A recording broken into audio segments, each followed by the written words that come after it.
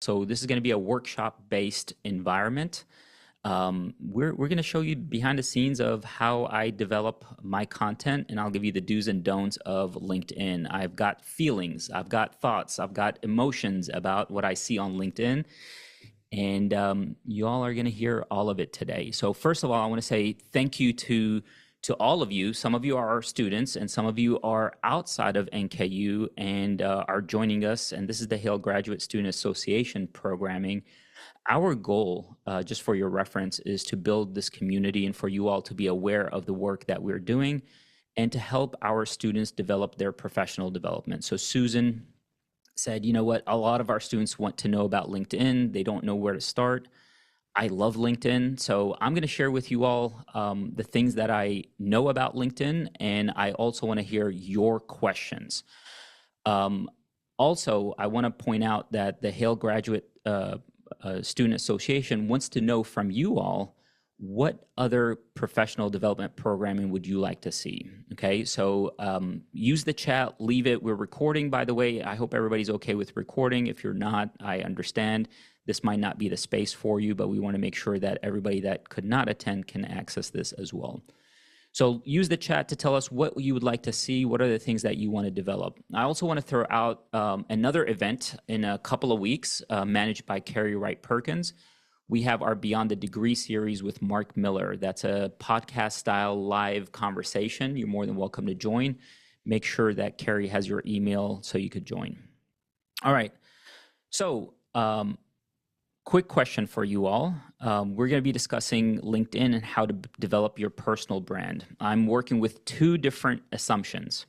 One, everybody over here wants to improve their social presence.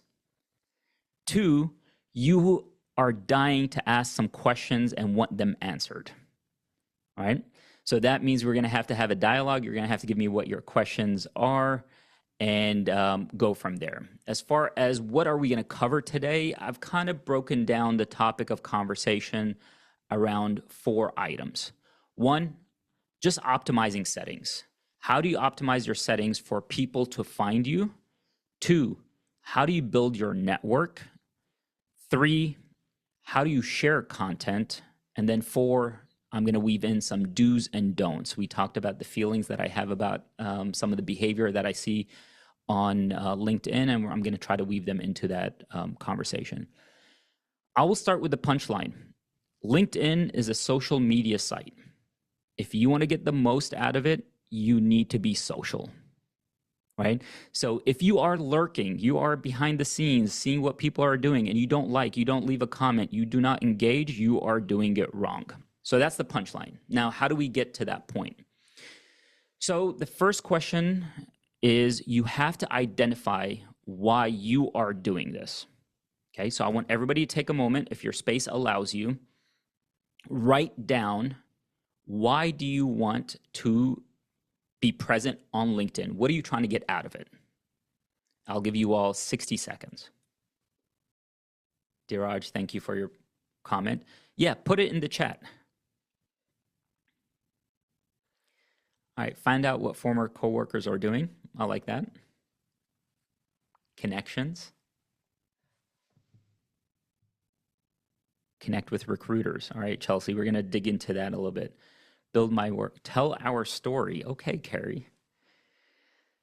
Learn about others. Elevate NKU's visibility and impact. Okay. I love that. We might have some synergies on that comment. I'm looking for a job and have had made little progress with cold applications. All right. We are going to talk a lot about that then. All right, new job, perfect. Keep it coming. I will start this conversation by telling you there's 2 reasons why I'm on LinkedIn. And these are my anchors in every post that I write, okay? 1, I want people, when they think economics, to think of me. So every post is around economics. If it's not around economics, then it's because of the second reason. And that's because I want them to think and know about what's happening at the Haile College of Business in Northern Kentucky. Those are 2 things. So I'm either talking about our programs, our students, our faculty, our research, our impact at the Haile College of Business in Northern Kentucky, or I'm talking and trying to simplify economics. That's what I want to be known for, and those are the two things. And I have found by niching down to those two things, it actually allows me to write my posts a little bit more clearly, and it allows people to start to know me for that. And as far as impact and outcomes, what does it come down to? I was just telling our graduate programs team here, for the past 7 weeks, I've averaged one external presentation. All of them have been invited. They're invited because people trust me as an economist, or because people want to know something about the Haile College of Business. So you have to identify, what do you want your audience to know about you, and you have to tell that story over and over and over again. In the advertisement to this post on LinkedIn, I shared a quote that I heard from one of my advisors and mentors at one point. Said to me, if you don't tell your story, somebody's making one up about you. Okay? So the question is, do you want to tell your story, or do you want somebody else to make one up for you? All right. So with that said, any questions so far? Okay, we'll do this the fun way. You're going to see the back end of my social media, my LinkedIn, and we're going to talk about just what you need to do. So let's start, first of all, with your settings. You have to optimize your settings for several reasons. One, it's your front page. People are going to make a statement about you based on what they see as when they search you. And yes, before any meeting, if I have not met somebody and I am meeting them for the first time, I am looking them up on LinkedIn. Here's the other thing that I will tell you. I know a lot of people that want to protect their privacy, and I respect that, and they have no LinkedIn presence. In my opinion, that's worse than having bad presence, actually. Okay? So making sure that even if you don't want to be on social media, figuring out how to message and communicate who you are, people don't trust somebody that does not have any presence at this point. So figure out your privacy versus trust development equilibrium. So when you get to your settings, the reason that this is important, as I said, people are looking for it, but it's also on there's a LinkedIn Recruiter version of this. And if you have not optimized your profile, you might not be searchable in ways that you want to be searched. Okay, so you and I don't see the recruiter side of LinkedIn. On their side, they're looking for. Let's just look at my profile. Okay. So when I go to somebody's profile, one of the first things that I want to look at is their professional headshot. Okay. I'll tell you a common thing that I see, because most of us don't have access to a professional photographer. The only time we have access to a professional photographer is during weddings. So I see a lot of wedding photos, right, that are cropped in, and you could tell that somebody else has been cropped out. You'd be surprised what you're able to do with a camera, with an iPhone and a clear background. If you are at NKU, you can actually go to our Center for Student Excellence and ask for their help. I see Kelly Rickles nodding her head over here. We will help you get a professional headshot. The second thing that I want to tell you is your banner. So when you see my banner, what do you think? And I'm going to give you all, and when I say banner, I'm talking about that. I don't know if you see it. I'm going to give you all an opportunity to participate over here, because you have not been engaging with me. So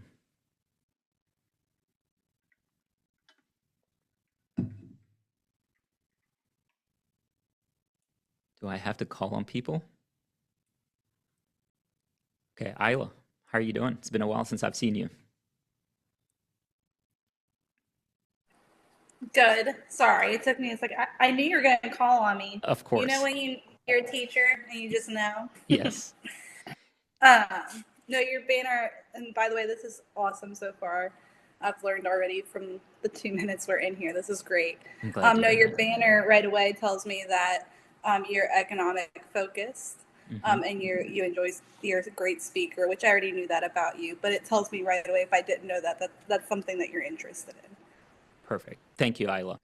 Clear, straightforward, and then I tell them to go to my About section for more details. There's a call to action there.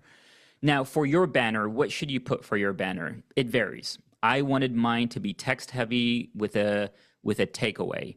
One thing that you can do is you can think about the city that you're from, right? Northern Kentucky, we're really proud about being from Northern Kentucky.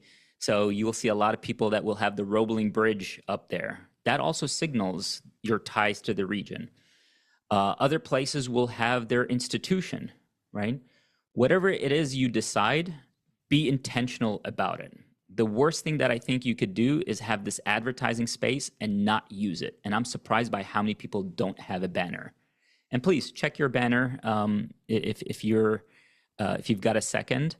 If you are interested in the banner dimensions, I will include that in my newsletter on Saturday with how to actually go to Canva and set that up. But the dimensions are 1584 by 396, and that makes it easy for you to pick the right banner. The other thing that I would like to point out is I've used this headline space, right? Tell people what you want them to know about you. I'm an economist. I love helping you make sense of the economy. Boom, done, right?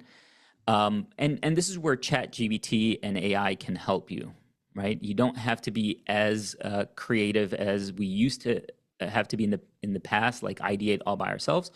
But I would recommend, with that said, and we'll talk about this often, if you're using AI, make it personal. Okay, go back and edit it and make it sound like you.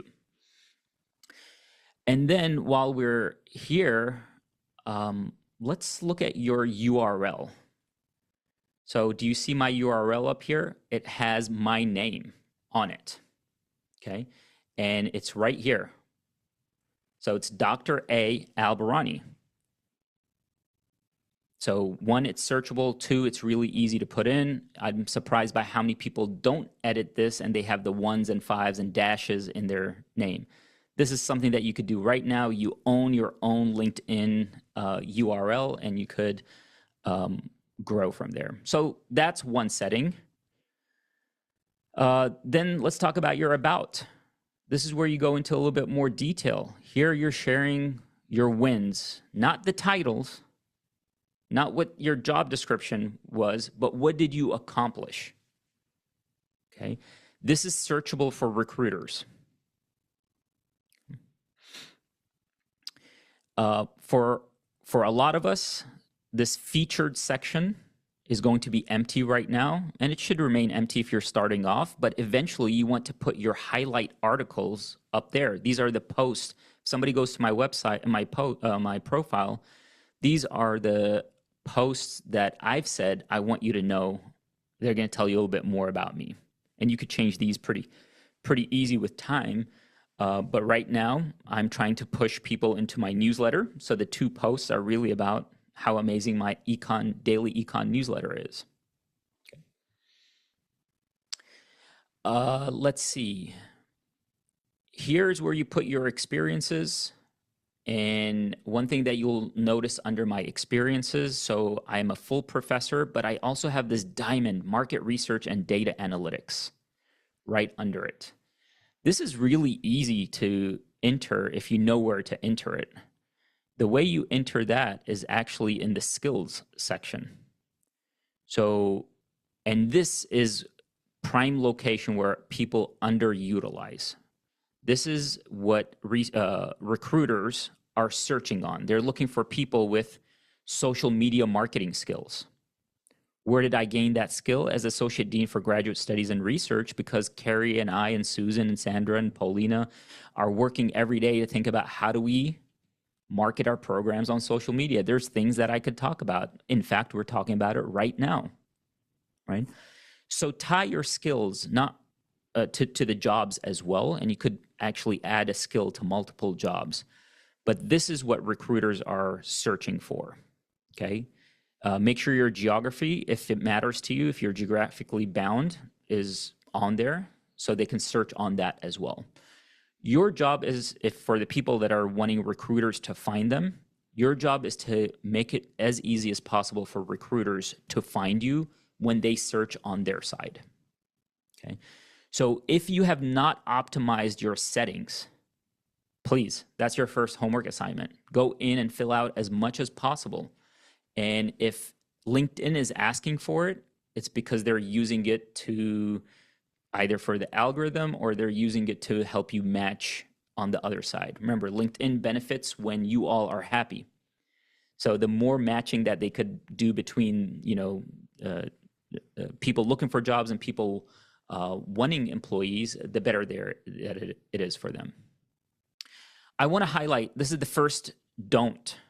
Let's talk about recommendations. I am not a fan of asking for recommendations. Okay, it doesn't sound authentic usually when it's written. Let people write about you, and the best way to get people to write about you is to write about other people. Okay, if somebody is worth you recommending, then write it. And what you will find is in the writing process, you will find out what people need from you so they could write a recommendation about you. Okay, this goes back to the punchline. Social media is about being social. So give into the experience so you could get something out of it. I'll stop for a second because that is the settings part. Any questions about settings so far?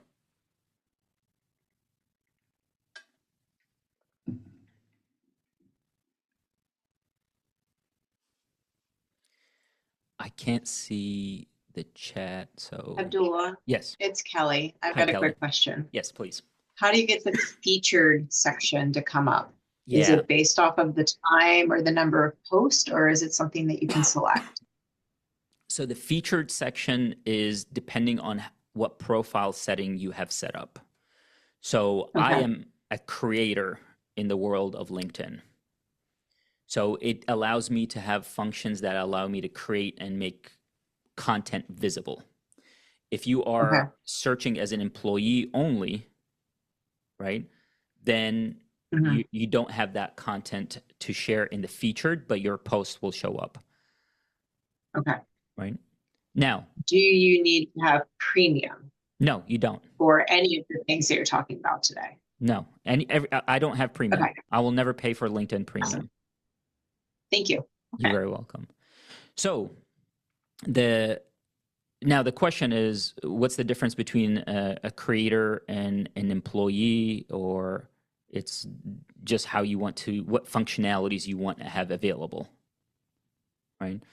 So I wanted the featured section. I set up the creator profile. Any other questions? Okay. Abdullah, I have Yes. a question. I mean, I always use the free version of LinkedIn, but I always get these, notifications. You can be our premium member just for a month, and maybe it's also for people who are here. But what are the benefits of having a paid version of the LinkedIn on top of your head? Yeah, Thank you. I've never gotten a clear answer on what the promise that I've been given is you will appear in more searches. But I've never also heard somebody say I've gotten a job because of the premium, right? So it's one of those promises that I have never sought to see if it's fulfilled or not. But once again, I don't know anybody that's received extra, and it's a pricey premium, right? Price that you pay for it. All right. Anybody else? Thank you. These are all great questions. I've been paying for premium for a year or more, and Yeah. I don't really see a whole lot of benefit to it other than you can see who's searching for you. Yeah. But that's maybe I get more people asking me about jobs, but they never seem to be jobs that are applicable to me. So Yeah. I get all kinds of. I I have a think question. yes, Sandra. Sorry. No, please go ahead. I had understood that with the paid version, you can trace farther out into your network, like who are my connections. Is that Okay. true or is that false advertising? Does anybody know? I'm oblivious to that.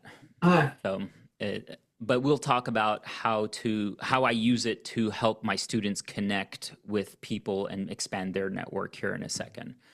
The other thing that I'll talk about, these are just slight enhancements on things. They're not critical, but I'm a big believer that everybody needs to have a color palette, right? What's your color palette? Mine is a dark blue and orange with a white background. And if you are looking to develop a color palette, can you see my screen? Because I just switched a tab. Okay. Coolers.co is a great place to go to develop your own color palette. Okay. So, start to generate. Here's a color palette. If you like it, you can add to it. You could remove, and then it gives you the hex code to it, so you can always save it and go back to it. If you do a lot of PowerPoints and you want to keep the same theme and color palettes throughout, know your color palette is what I try to tell people. It's one of those things that in the big scheme of things doesn't really make a difference, but for you, it will make you feel extremely proud. And then it'll also develop a consistent theme in your brand development. Okay. If you've ever worked for a company and they ask you to use their color palette, then you know how important it is for brand development. And everything that we're doing here is we're thinking about how do you develop the strongest brand.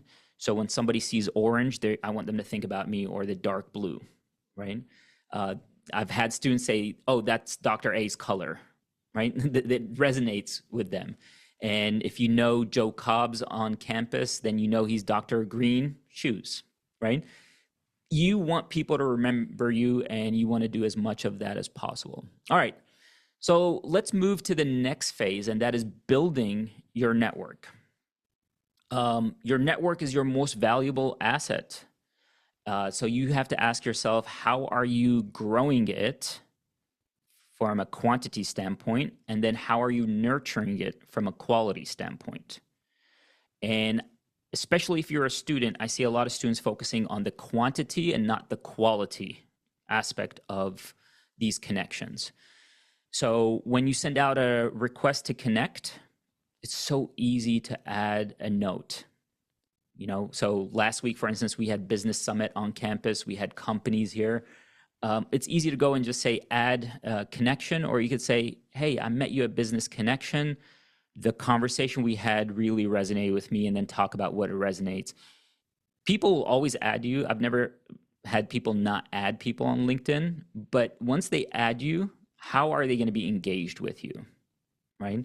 So don't focus only on the quantity. Try to figure out how do you make relationships really deep in a social media standpoint. So the other way of connecting on social media is on LinkedIn right now that I'm seeing a lot of people mistake is they are mistaking connecting with following, right? So LinkedIn allows you to follow thought leaders or connect with them. And I'm getting more requests for people to follow me when they actually, I think, are wanting to connect with me. So make sure you know what you're trying to do when you do that. So I have 7,000 followers and then roughly 5,000 connections. With the connections, I see their posts. With the followers, I don't see their posts, they see my posts, okay? And different people will fall in different buckets, but know which bucket you want to put them in. Don't put them in the wrong bucket by accident. I recommend that you follow thought leaders, okay? So we have, actually, let's see, who am I following? Oh, Brene Brown, okay? For our MBLI students, Brene Brown, love Brene Brown. I follow her and I get updates. And then I follow some CMO consultants and storytellers. You could follow companies. If you're trying to stay up to date on what companies are doing, follow them. See what they message, right? If you're trying to get a job at Northern Kentucky University, see what type of posts they're putting out there, because it tells you what they value. All right. Questions?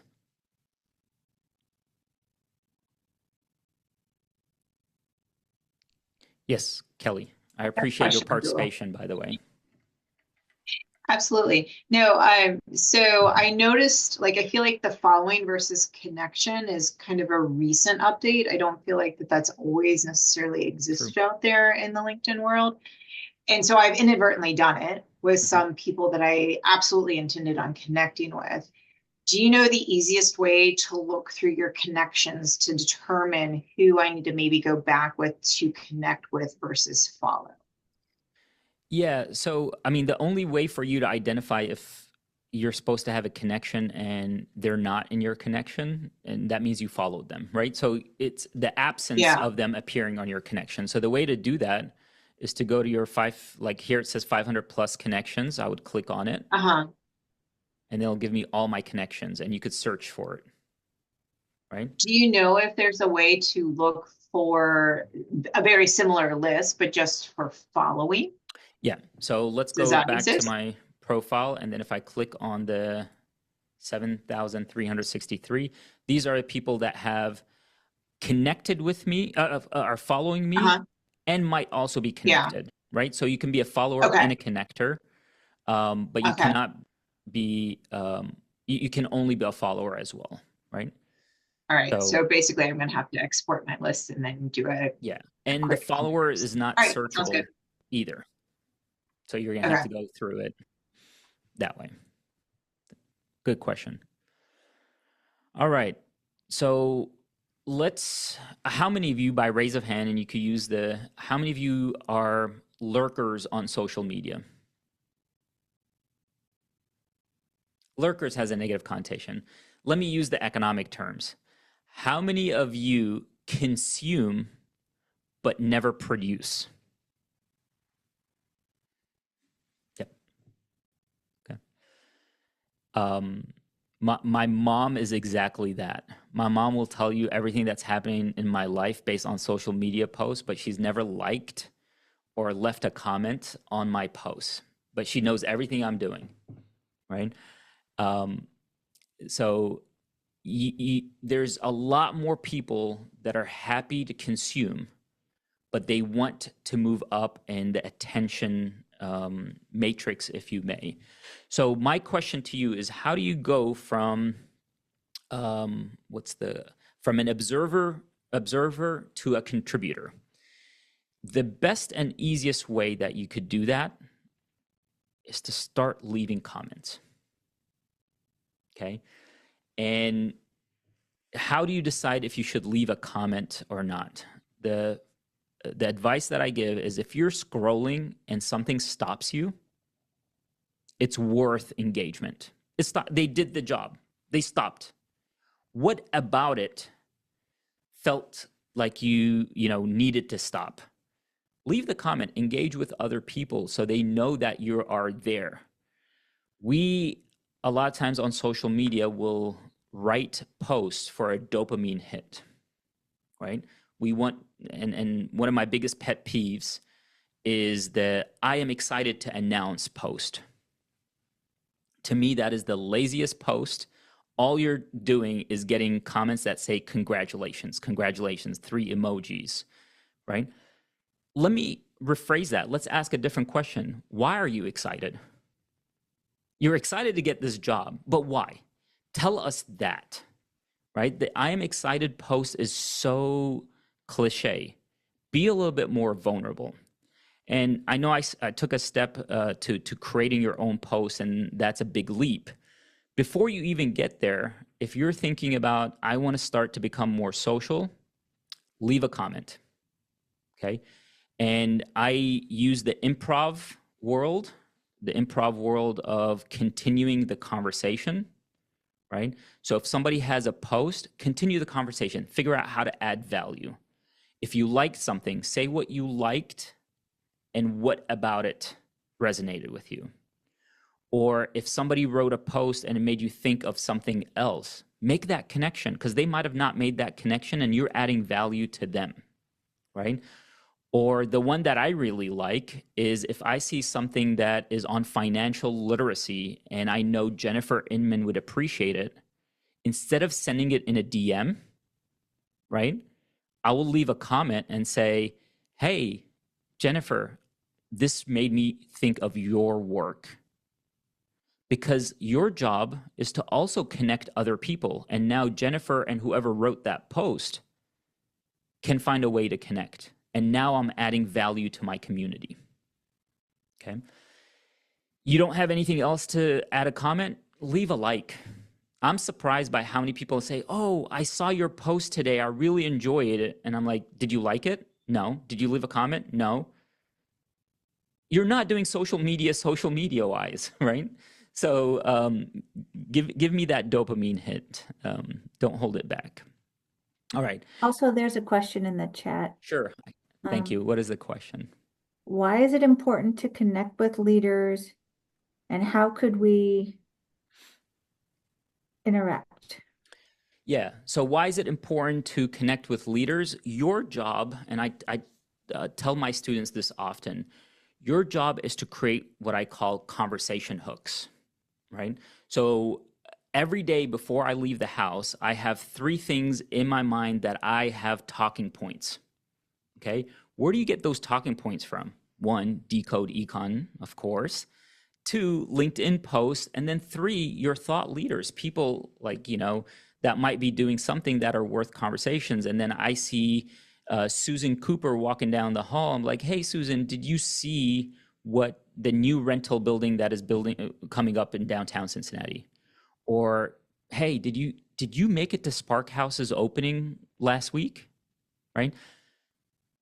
Just like on social media, in person, we need conversation hooks. And the more you're aware of what's happening in the world, the more conversation hooks that you have. And that's one area, I'll be just frank, our NKU students or students this generation at this point, they don't consume content that is business conversation. So when they're meeting with a possible employer, those conversations don't go far because there's no hook to latch on. So your job is to create as many hooks as possible, and the way to do that is to hear what other people are saying. Good question. Another student said, it is so scary because I have the fear of cancel culture. If I am not clear in what I write, or if the person I comment on has questionable acts in the future. Yeah. No, I mean, social media hygiene is the topic that I put this under. It's not just what you consume; it's also what you post. If you are one, I think about what is my boss going to think when they see this post, okay, and that goes back to also how do you write posts, which is the next step of our conversation. I have this belief that I have to have an audience member in mind. So if I'm writing something about economics, I have an economics student or economics colleague that I'm writing to. And that helps me anchor that conversation away from opinions to facts and main points. I would encourage you to think about that. But I will also tell you that if you're going to have a social media presence, you're going to have a bit of a thicker skin. People have opinions about everything, right? And you don't see it as much as on LinkedIn, but TikTok and YouTube, oh my gosh, the comment section on my TikTok and YouTube are sometimes hurt my feelings because it's somebody without a face on their picture, and it's like Justin 345, and just there's no accountability to that person's comment, and they say whatever they want to say. But as far as your posts, the only way for you to avoid culture, cancel culture, is to make sure that you're not saying anything that is contentious right now. And sometimes you're gonna have feelings about things. It's just this LinkedIn is not the space for it, right? Save it for coffee with your friends. All right. So how do you start building engagement? And this is really important for students that are looking to meet somebody for coffee, right? And I get these requests. Hey, I want to pick your brain. Do you have 5 minutes for coffee? If you have not engaged with any of my posts and we did not build a rapport, then it's one of the random DMs that I get. of somebody wanting a favor from me, right? So start engaging so you can build a warmer connection, and then you could take it on to a deeper connection or a deeper ask. So let's talk about writing your own content. Think about balancing your personal versus professional voice. And this is where AI is creating a lot of, I see Jenny Albarani's on here. This is a household conversation, and it's actually been picked up by the news right now. This term work slop, have you heard of it? It's just AI's making it so easy for us to have a minimum viable product or a minimum post that people are posting that or submitting it as homework assignments without deeper thinking about the topic. So we're seeing it on, I mean, if you go through LinkedIn, you scroll through, you'll see a lot of people just copy pasting from ChatGPT, which, you know, it's getting better, but it's not personal. I'm following you for your views and your tone, right? If you're excited, I want to know why. If you are sad, I want to know why, you know, and use your own terms. All right, questions?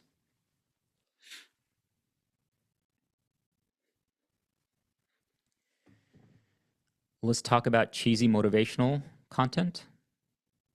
Any fans of cheesy motivational content? Okay. It has its place. I am not 100% sure that all of your posts on LinkedIn need to be cheesy motivational. And I think you could go motivational and move away from cheesy by being authentic and vulnerable. Okay.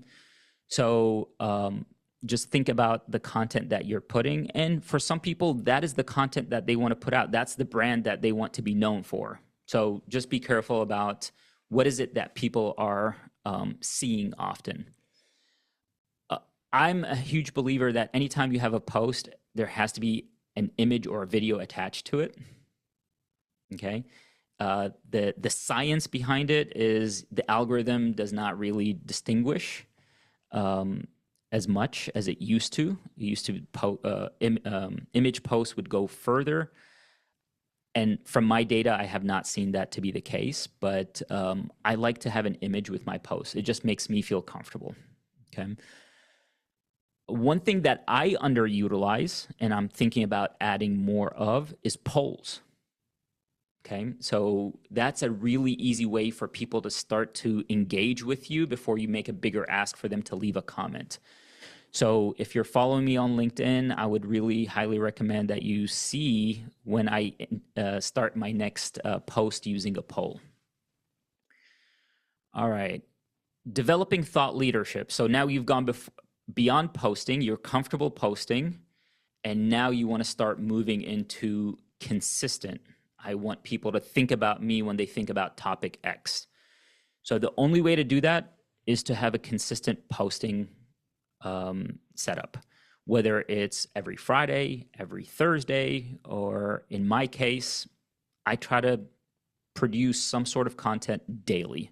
Sometimes I'll take Saturday and Sunday off, but Monday through Friday, you can bet that I'm at least going to have one post, if not multiple.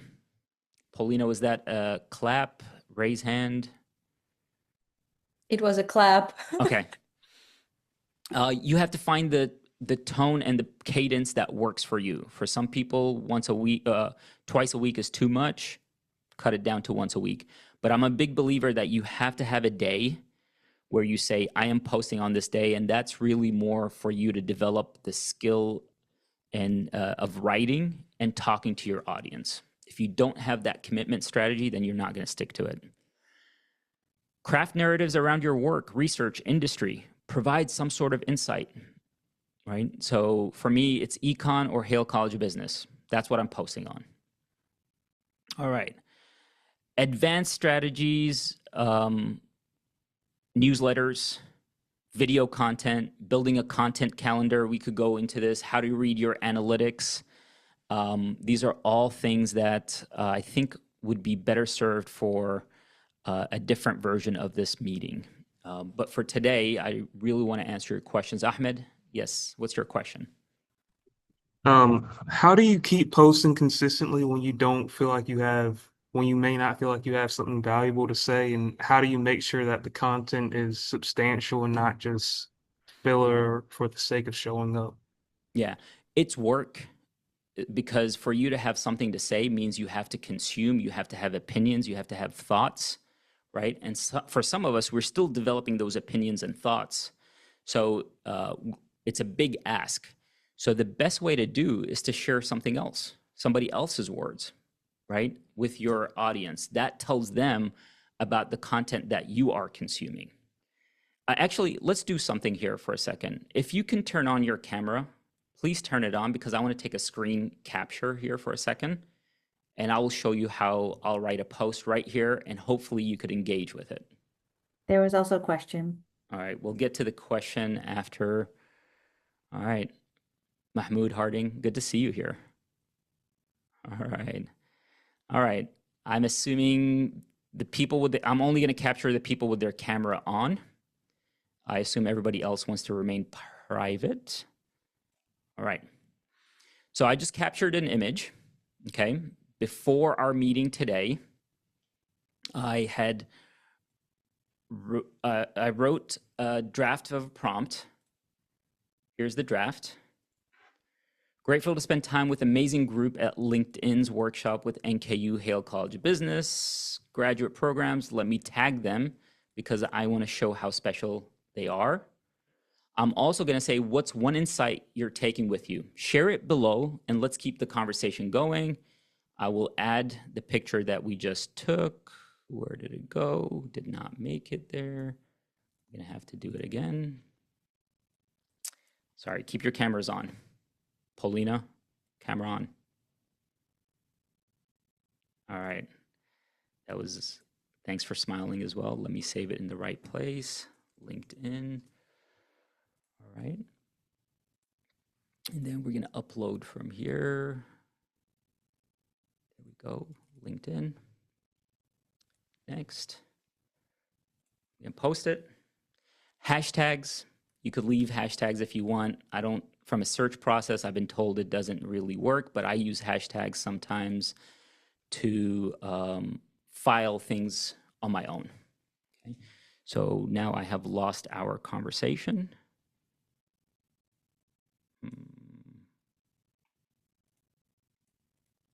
Can you all hear me? Okay. So what I'm going to do, there's a link to the post. Ahmad, you have options here. You can go leave a comment on the post and tell me what your takeaway is today. That's you being social. And then you could leverage that same post and share with your network now what you have learned as well. There you go. You created your first post. Is it appropriate to repost such a post to share with? 100%. I'm proud of the work I did. You amplifying it and saying how amazing this was. I'm not going to be like, whoa, how dare you speak so positively about me? Right? In fact, what I'll probably do, Lou, is I'll leave a comment and say, thank you so much for being there. I can't wait to see your post. And now my 7,000 followers see that I'm engaging with you, and that builds your social clout as well. Okay. Okay. Yeah, that's awesome. Thank you. Perfect. You're welcome. All right. I have a question. Yes, please, Econ. Yeah, you mentioned that there's a feature you're going to be trying next, but I didn't get that. So what did you say? It is polls. So let me see. Let's try it together. Let's see if we could. What's the worst that could happen? So I'm going to go to my post, and then I'm going to add more here, and there's poll. Oh, okay. And then you could add polls, right? Are you excited for Haile Research Lab tomorrow with Jose Fernandez, and tag him? You're attending that, aren't you, Megan? Yep. Yeah. So there you go. Oh, okay. Thank you. Yeah. And, you know, if you're in school and your university is bragging about something, share it, leverage it. you're also, the more people recognize your institution with your degree on it, right, the more you will be valued in the market. So, all right. Let's open it up for more questions. I can talk about social media in general, but definitely LinkedIn all day. So, but I want to hear from you all. I don't want to talk at you. I want to talk with you.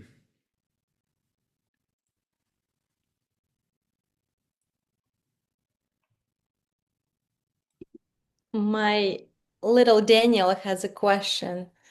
Yeah. How early do you think one should have a LinkedIn profile? That's a good question. That's a legal question. It's beyond my, you know, I think like there's kid YouTubers that are making their parents millions of dollars.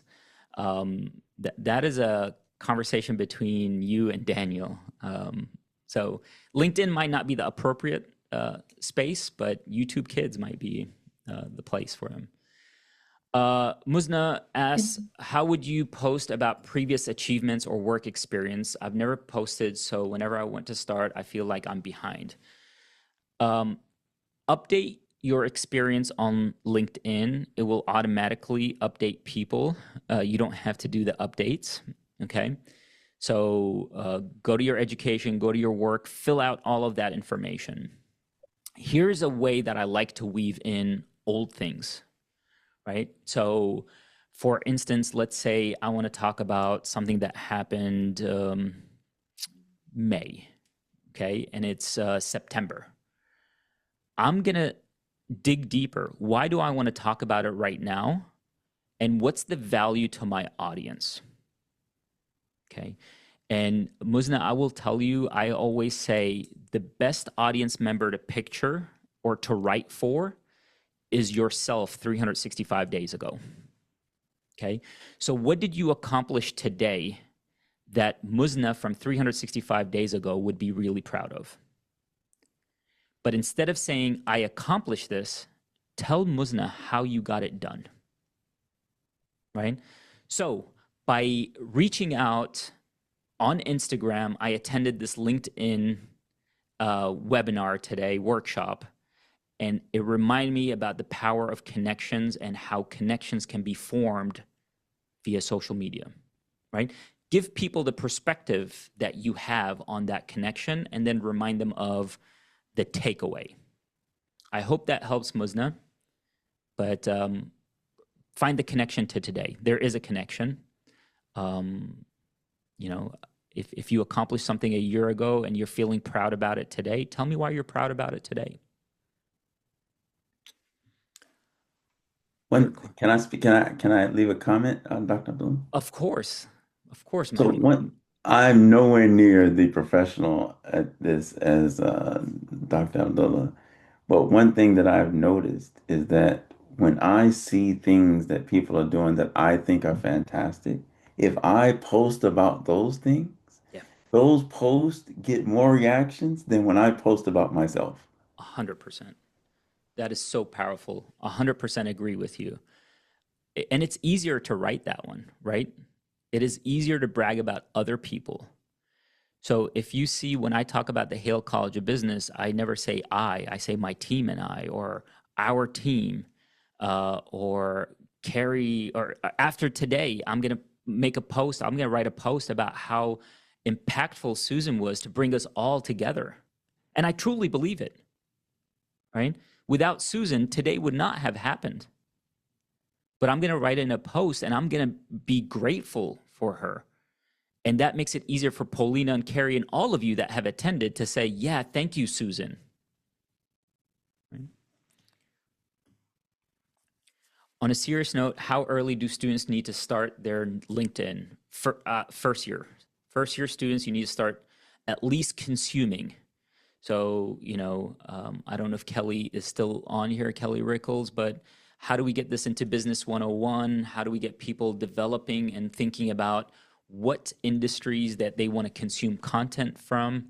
What accounts do we recommend that they follow, right? And maybe actually I'll add that So to my newsletter. I was going to say in 301, we have it. as at least as an assignment in my class as part of kind of their professional journey. But the hope is that they already have an account. We're just refining it. Yeah. But definitely can speak with the advisors about how do we integrate an element of just getting a profile created from I hate using the word trolling, but trolling perspective of just absorbing the material that is out there. Yeah. And don't think about making mistakes. I've written so many posts with typos that I've had to take down. It happens. You're human, right? I've written posts and, had the wrong link attached to it. Don't be perfect. You're not perfect. All right. We've got 7 minutes. I'm having a lot of fun. I see you unmuted. That means you had a question. I was just thinking from the perspective of education, since I'm teaching business, I do talk about LinkedIn in my classroom, and I liked Paulina's question because I also questioned, like, do I have them prepared before they get to NKU to have a LinkedIn? But I remember when I was a student at NKU, that's what I did in one of my classes. And the reason I struggle with, I guess my question is, it depends on the student. I have students that I don't know are mature enough to really understand the importance of it. So I'm just trying to think of a way to prepare them before they come to Northern, because I know a lot of students that are. So I guess it's more of a comment, and if anyone on here that is a professor has ideas, I would love to collaborate with that. From my perspective, I don't think they need to have it before they come to college, unless they're going to industry immediately. So they're not choosing the college path. In college, we will help them develop that. There's also the other fear, and I'm starting to hear it a lot about LinkedIn, that LinkedIn is the new Facebook, right? Where people are posting things like, I went to the beach this week, right? There is a delicate balance between personable and approachable versus work slop, right? Just throwing out content there to throw it out there. I think you have to be intentional, and that's why I say know what you want out of LinkedIn. What do you want the world to know about you? If I'm a student studying economics right now, I would want people in industry to know that I am consuming economics. I'm trying to learn as much about economics. I don't have to create the content. I will just share a link about an article that I found insightful and say, you know what? I really enjoyed learning about monetary policy in Peru, right? Just extending that conversation and showing people that you're engaged. I want to know that people are, Ahmad is part of the Haile Research Lab. I want to know that he is going beyond the classroom and doing more, because other than that, it would not appear on my side. So if Ahmad every single Friday appears to the Haile Research Lab, which is a voluntary option, that shows me that he's dedicated. He's doing more than the average student. That helps him stand out. And what's the best way for Ahmad to do that? Well, we have a lot of guest speakers. So what if I write a post after every guest speaker, right? Just take that and share it and tag the speaker and say, thank you, I learned, and one takeaway, right? And then now you're building your network with that speaker. You could connect with them. And next time you need, or you're in their industry, in their town, you could reach out to them. I met Mahmoud this summer for the first time. One, I felt more connected with him when I met him because he had posted about going to the conference. And I had seen how he spoke, or how he typed, actually. And then after we met, we both took pictures and we posted on our social media about how impactful that meeting was. And today, 3 months later, he's attending a LinkedIn webinar all the way from North Carolina, right? That's the power of connections. And what am I going to do after this call? I'm not trying to say it so, to brag or anything, but so you know how I'm going to nurture this connection. I'm going to send him a direct message and say how happy I am to have seen him there and how much that meant to me, because it's true, right? I could easily just hang up this call and be like, oh, Mahmoud showed up. That was fantastic. I thought it. Why not send him the message, right? So anytime you think something, send a message, right? You see, hey, I really liked what somebody wrote. Send them a message if you're not going to leave a comment. Kelly, I loved your presentation today. Let me send her a message. Right? So we're in the world of education, and education is about relationships, but so is the world. Don't think of it as networking. Don't think of it as social media. Think of it as building genuine relationships. And that's what we need. We need to feel connected. We're more likely to hire people that we trust, that we see, that we can connect with. So give people an opportunity to connect with you and connect with them. That's, with 1 minute left to our meeting today, that's what I'll end with. And I really appreciate you all connecting with me and reaching out and being part of this community. I hope to see you at the next event, and I really mean it.